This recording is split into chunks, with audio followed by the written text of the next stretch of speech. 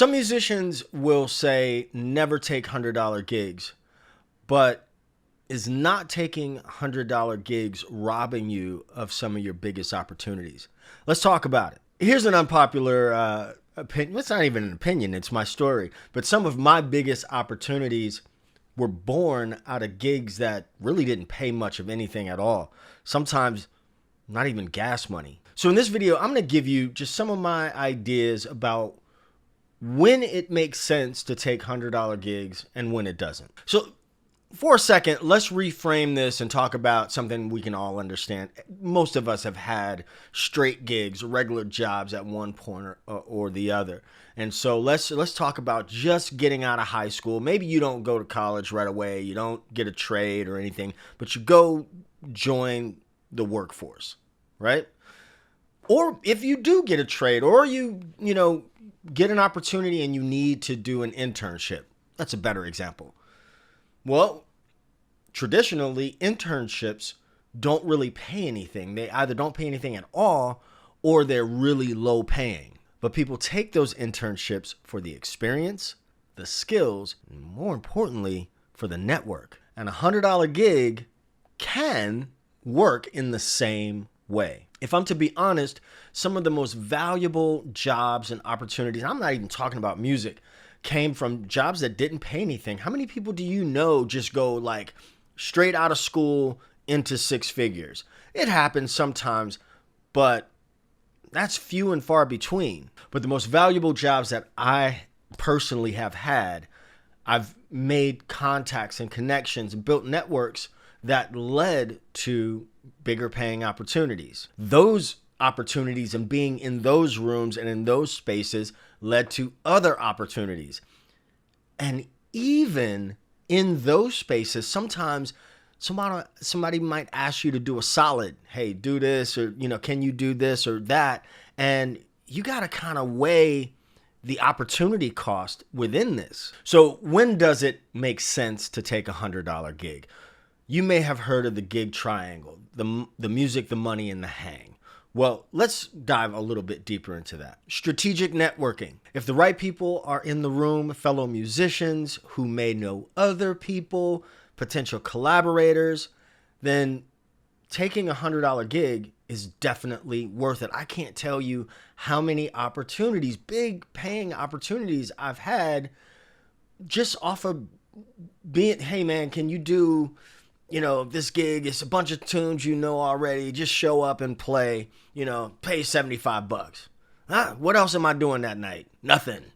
Let's go do the gig. Skill building and reps. Live shows are they can be like practice with a little bit of pressure. And it's not just the playing. It's the logistics. It's the soft skills. It's dealing with, staff and sound people and all that. You gotta get the reps in. You can't do that at your house. Being present in the scene. Now, I'm a little bit guilty of this because, I'm a little older and kind of a homebody, you know what I mean? And when I'm tired, I'm tired. But here's the truth. Staying visible in your scene builds momentum. When you're out of sight, you're out of mind. So you can harump. People are ruining the blah, blah, blah, blah, blah because they're taking $100 gigs. Man, they're building those skills. They're building the networks and they're getting better opportunities. Just because they're playing $100 gigs or they play $100 gigs from time to time doesn't mean that they do that as a rule. So how do you know if it's worth it to take a $100 gig? Who's in the room? What can I learn? What doors might this open? Now, of course, we have to talk about when it doesn't make sense to play a $100 gig, because sometimes it doesn't. A lot of times it doesn't. But if you're just getting in the game and nobody trying to hear, I ain't leaving my house for less than $250, well, you're going to stay home a lot because the market dictates what's value. If it costs $500 for a DJ and $1,200 for a band, like it or not, the market dictates. So, back on task here. Sometimes it's absolutely not worth it to take a $100 gig. No audience, no network, no future. If you're looking at the same three people all the time, right? You playing with the same caliber of musicians all the time. You're trying to excel and everybody's just kind of like complacent, staying the same. You might as well stay home or go find opportunity elsewhere. The gigs are repetitive and no growth. If you play in the same dive bar every month and it's $100, same as the last point, that's not building, that's stalling.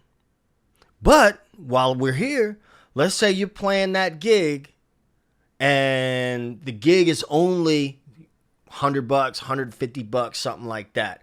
But it's steady. It's like working a shift at Walmart, right?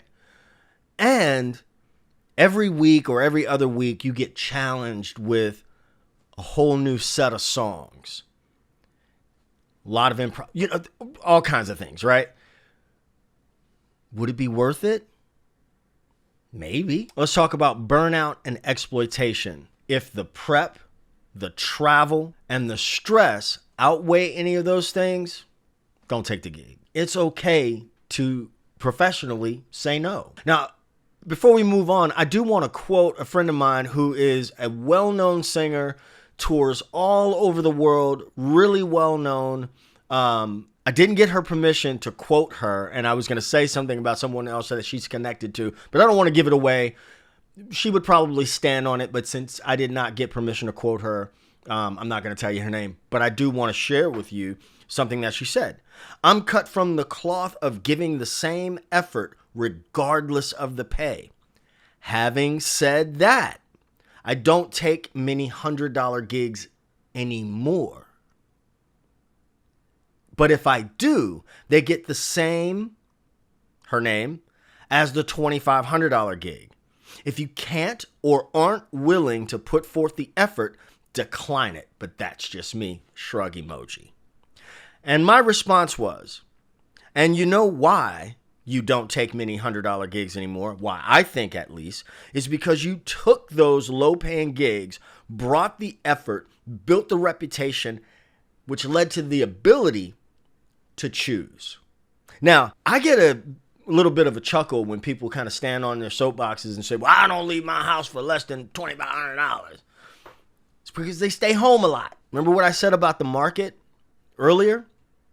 You know what I mean? The math ain't mathin'.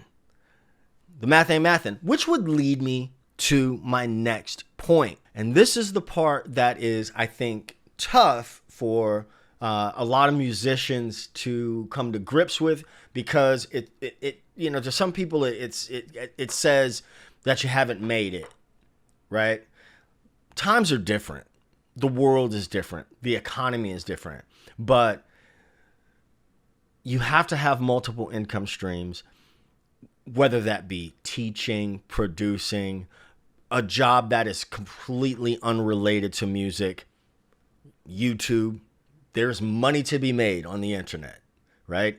But you have to have something outside that gives you the ability to respectfully bow out. So, you got to find whatever those things are. But I think it is unwise to look at life as anything but a game of chess. A lot of time, and listen, I have been a person that in my life, I've kind of stood on some soapboxes myself.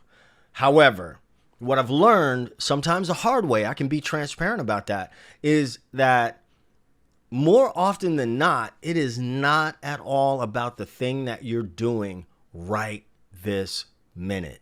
It's about the thing that comes after that, and after that, and then after that.